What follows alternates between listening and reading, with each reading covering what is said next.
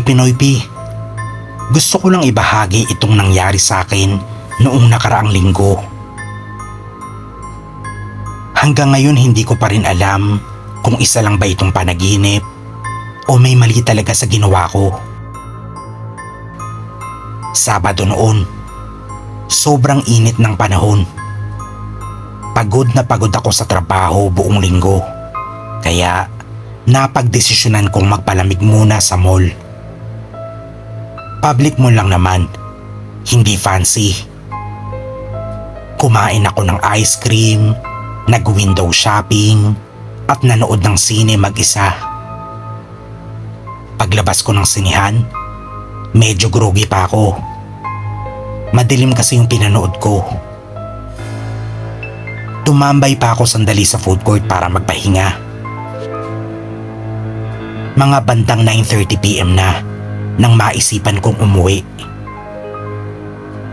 Napansin kong masyadong matao at masikip sa main exit, kaya naisipan kong dumaan na lang sa isang side exit na malapit sa grocery. Hindi ko pa yun nadaanan dati, pero may guard naman kaya inakala kong ligtas.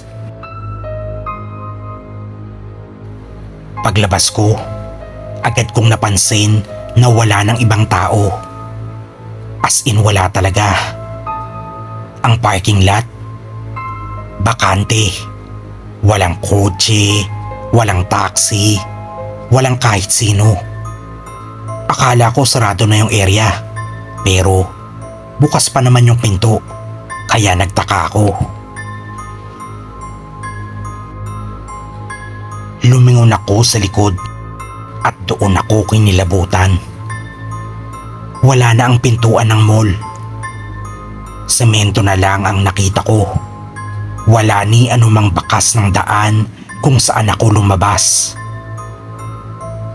Naglakad ako, nagbabaka sakaling makakita ng ibang exit. Pero habang lumalayo ako, napansin kong may kakaiba sa paligid. Ang mga poste, puro kalawangin. Ang mga ilaw, kulay pula. Parang exit signs sa sinihan pero pundi at nagfi-flicker. Ang hangin, amoy kalawang at parang nasusunog na goma. Wala kang maririnig ni isang tunog ng buhay. Napahinto ako sa paglalakad. Ramdam ko ang kilabot sa batok ko. Sa gilid ng mata ko, may gumagalaw. Akala ko tao. Pero nang lumapit, nakita ko ang isang nilalang na walang mukha. Nakasuot siya ng uniform na suot ng mga staff sa mall. Pero wala talaga siyang mukha. Tumayo lang siya sa harap ko. Para bang tinititigan niya ako kahit wala siyang mata. Tapos, bigla niyang tinuro ang isang direksyon. Doon ko lang napansin ang sahig. May nakaguhit na bilog na may mga simbolo. Parang alibata, pero baliktad at putol-putol.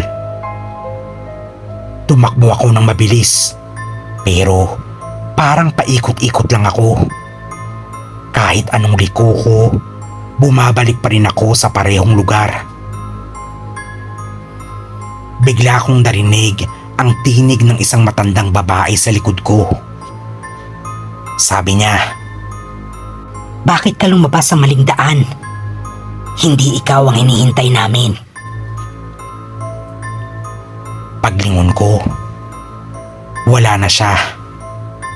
At pagdilat ng mata ko, nasa loob na ulit ako ng mall. Nasa tapat ako ng grocery. Normal na ang lahat. May mga tao. Parang walang nangyari. Mula noon, kahit saang mall ako pumasok, lagi kong sinisigurado na dumaan o lumabas sa tamang exit. Mabuti na yung nag-iingat.